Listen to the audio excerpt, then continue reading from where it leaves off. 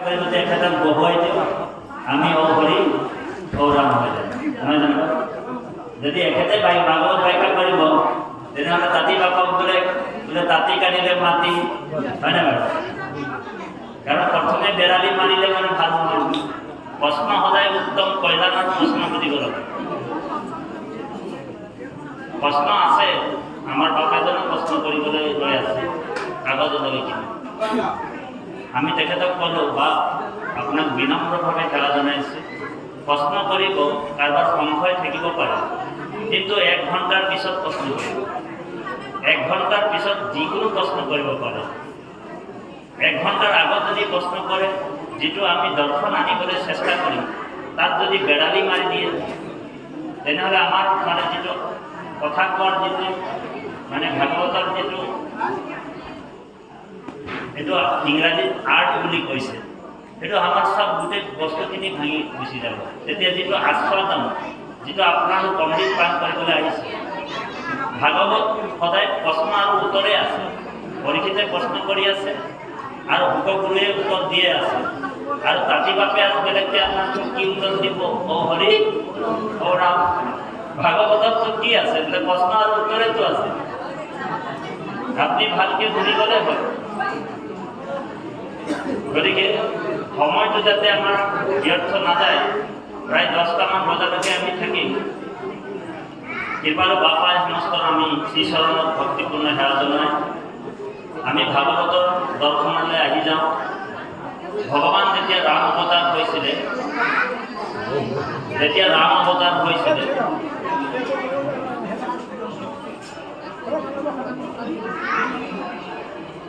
ভগৱান অৱতাৰ হয় ভগৱন্তৰ জন্ম আৰু মৃত্যু নাই ভগৱন্তৰ জন্ম আৰু মৃত্যু নহয় সেইকাৰণে ভগৱন্তক অজা বুলি কয় যাৰ জন্ম আৰু মৃত্যু নাই ভগৱন্ত অৱতাৰ হয় 3টা আঁচনি লৈ ভগৱান অৱতাৰ হয় এনেকৈ বিভিন্ন কাৰণ থাকে অৱতাৰ হোৱা কিন্তু মুখ্য 3টা আঁচনি লয় এক হৈছে দুষ্টক দমন 2 হৈছে শান্তক পালন আৰু 3 নম্বৰ হৈছে ধৰ্ম সংস্থাপন এই 3টা মুখ্য কাৰণত ভগৱন্ত অৱতাৰ হয় এতিয়া অৱতাৰ মানে কি অৱতাৰ মানে হৈছে অপ্ৰপঞ্চ ইয়াতে প্ৰপঞ্চ অৱতাৰণাম অৱতাৰ অপ্ৰপঞ্চ জগতৰ পৰা প্ৰপঞ্চ জগতলৈ নামি অহাটোকে অৱতাৰ বুলি কোৱা হৈছে ভগৱন্ত অৱতাৰ লৈ মৎস্য অৱতাৰ লৈ কুৰ্ম অৱতাৰ লৈ সৃষ্টি স্থিতি অন্তকাৰী দেৱতা বিভিন্ন কাৰণত ভগৱান অৱতাৰ হয় যেতিয়া সেই কৰ্মবিলাক কৰি পুনৰ ভগৱন্ত বৈকুণ্ঠলৈ গুচি যায় এইবাৰ কিন্তু ভগৱান কৃষ্ণ অৱতাৰ হিচাপে আহিলে আৰু কলিযুগত গুৰুৰূপে অৱতাৰ হৈছে শংকৰে হৈছে কৃষ্ণ কৃষ্ণই হৈছে শংকৰ শংকৰদেৱে হৈছে আমাৰ গুৰু আৰু শংকৰ আৰু গুৰুৰ মাজত পাৰ্থক্য নাই সেইকাৰণে কৈছে ত্ৰিভুৱন বন্দন দৈৱকী নন্দন জুহৰি মাৰুণ কংস জগতন তাৰুণ দেৱ নাৰায়ণ শংকৰ তাকেৰি অংশ গুৰুৰূপে আহিলে আনবাৰ অৱতাৰ ধৰন্ত ঈশ্বৰ কৃষ্ণ খণ্ডিবাৰ পৃথিৱীৰ ভাৰ বৰ গুৰুত্বপূৰ্ণ কথা ধ্যান দিবি অন্তজাতি অতীতক নিস্তাৰ কাৰণ হেতু ইবাৰ ভৈলন্ত অৱতাৰ এইবাৰ কিন্তু ভগৱান বিশেষ এটা কাৰণত অৱতাৰ হয় আপোনাৰ নিচিনা মোৰ নিচিনা অন্তজাতি নিস্তাৰৰ কাৰণ আনুযত পাপিন কৃষ্ণ সেৱকৰ সমত পবিত্ৰ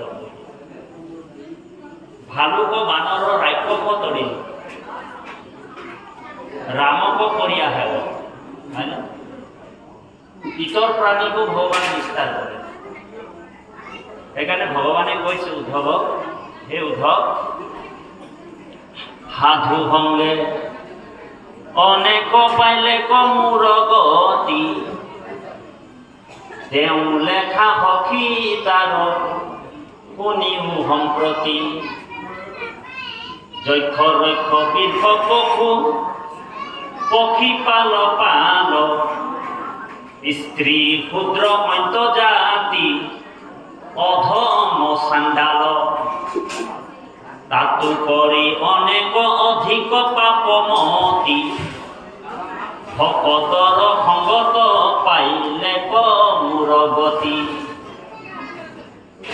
বিভীষণ বিষ প্ৰবাহ আৰু বলিবান জাম্বৱন্ত জটায়ু সুগ্ৰীৱ হনুমান মালাকাৰ পুঁজি ব্যাধ ধৰ্ম তুলাধাৰ দ্বিজ ভাইজা ব্ৰজবাসী গোপী অনাচাৰ নাহি তপব্ৰত বচন পঢ়িলা বেদ নজানয় জ্ঞানয়ে একো নাহি শাস্ত্ৰ ভেদ কেৱল ভকতৰ মতে এনেকুৱা আজিৰ দৰে বহি কৃষ্ণ কথা শ্ৰৱণ আৰু কীৰ্তন কৰি ভৱ সংসাৰ পাৰ হয়। হনুমান ইতৰ প্ৰাণী আছিলে। হনুমানো কোনটো কলেজত পঢ়িছিলে? শাস্ত্ৰ বান্দৰ আছিলে। তেওঁ ভগৱানক লাভ কৰিব পাৰিলে। হনুমান ক'ত ডিগ্ৰী লৈছিলে? শাস্ত্ৰ পঢ়িছিলে নেকি হনুমান? জটায়ু বোলে পক্ষী আছিলে, ভগৱানক লাভ কৰিছিলে। দ্বিজ ভাজ্য ব্ৰজবাসী গোপী অনাচাৰী, গোপীসকল অনাক্ষৰিক আছিলে, এটা আখৰ চিনি পোৱা নাছিল। কোনো বেদ শাস্ত্ৰৰ জ্ঞান নাছিল যদিও ভগৱানক লাভ কৰিছে বুলি কৈছে। গতিকে কৃপালু বাপাই সমস্ত আমাৰ বাপজনে প্ৰশ্ন কৰিলে উত্তৰটো দি দিয়াই ভাল। ভাগৱতৰ 4টা আখৰ ব্ৰহ্মা পদ্মকল্পত এই ভাগৱতৰ 4 শ্লোকে 74 শ্লোকে ভাগৱত কৈছিলে। ভাগত কৈছে ভাকাৰম ভাবুকম জ্ঞম। ভাগত কৈছে ভাবিবলৈ কৈছে নবা। ভাবিলে কি হ'ব? গকাৰম জ্ঞানম উদ্ভৱম। আৰু যেতিয়া আপুনি ভাবিব কি হ'ব? জ্ঞান হ'ব। কি জ্ঞান হ'ব? ৱাবকাৰম বৈষ্ণৱী জ্ঞান। তাৰপিছত কি হ'ব? যেতিয়া জ্ঞান হ'ব, কি জ্ঞান হ'ব? বৈষ্ণৱী জ্ঞান। আৰু যেতিয়া বৈষ্ণৱী জ্ঞান হ'ব তকাৰম তত্ত্ব দৰ্শনম। তেতিয়া আপুনি সেই পৰম তত্ত্ব যিজন গীতাত অৰ্জুনক কৈছে, হে অৰ্জুন মত পৰতৰম নান্য কিঞ্চিত অস্তি ধনঞ্জয়। মোতকে ওপৰত আৰু কোনো পৰম তত্ত্ব নাই। আছে নেকি? অহম পৰম তত্ত্ব, মই পৰম তত্ত্ব। মোতকে ওপৰত আৰু শ্ৰেষ্ঠ দেৱতা কোনো নাই। সেইকাৰণে ভাগৱতৰ আৰম্ভণিতে মংগলাচৰণ কৈছে। কি বুলি কৈছে? জয় জয় কৃষ্ণ কৃপা ময় মহেশ্বৰ যাৰ আজ্ঞা হিৰে বহে ব্ৰহ্মা হৰিহৰ। হয়নে? যে জয় জয় কৃষ্ণ কৃপা ময় মহেশ্বৰ। মহেশ্বৰ মানে কি? মহাযোগ ঈশ্বৰ। মহা মানে হৈছে একেবাৰে তাতকৈ আৰু কোনো ওপৰত নাই। আৰু সেইজনৰ আজ্ঞা পালন কৰি আছে 3জন দেৱতা। দেই, এই 3জন দেৱতাক ভগৱানে সৃষ্টি কৰিছে। কিহৰ কাৰণে? সত ৰজ তমৰ যোগেদি এখন এখন ব্ৰহ্মাণ্ড চলাবৰ কাৰণে 3জন দেৱতাক ঠিক ঠাক কৰি লৈছে ভগৱান। কাৰণ ভগৱানৰ কোটি কোটি ব্ৰহ্মাণ্ডত প্ৰপৰ্টি আছে। যেনেকৈ আপোনালোকৰ 1 বিঘা 2 বিঘা মাটি আছে, যদি বহুত বেছি মাটি হৈ যায় কি কৰে?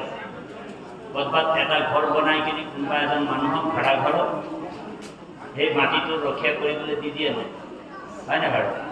ঠিক ভগৱানৰ এনেকুৱা অনন্ত কোটি ব্ৰহ্মাণ্ড আছে আৰু এখন এখন ব্ৰহ্মাণ্ডত তিনিজন দেৱতা নিজৰ স্বৰূপত দি সৃষ্টি কৰিছে।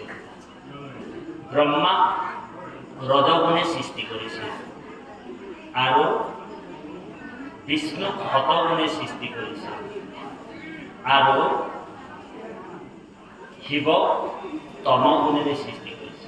আৰু এই তিনিজনৰ দ্বাৰাই তেওঁ সৃষ্টি স্থিতি আৰু অন্ত ঘটায়। এই তিনিজনৰ দ্বাৰাই সৃষ্টি স্থিতি অন্ত কৰে, সৃজন পালন আৰু সংহাৰ। আৰু এনেকুৱা অনন্ত কোটি ব্ৰহ্মাণ্ডৰ ভগৱন্ত বনমালিক যিজন নাৰায়ণ, যি বেদৰ ভূপত দীপ্ত, সেইজন নাৰায়ণ ভগৱানে হৈছে সৃষ্টি স্থিতি অন্তকাৰী দেৱতা। সেইকাৰণে সকলোৱে গাব দেই আমাৰ লগত, হে কৃষ্ণ এক দেৱ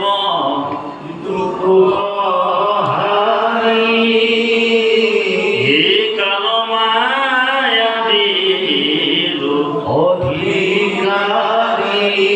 হে কৃষ্ণ বিনে শ্রেষ্ঠ হে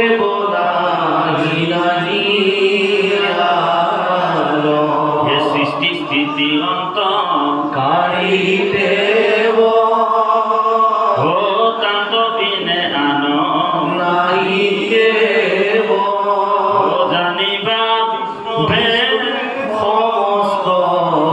জগতে রাম জানিবা বিষ্ণু সমস্ত জগতে এবার ব্রহ্মা মানে সৃষ্টিকৰ ব্ৰহ্মা ভগৱানক লগ কৰিবলৈ গ'ল। ব্ৰহ্মা ভগৱানক লগ কৰিবলৈ গ'ল। ঠিকে আছে দে, ইমানটোতে লয়।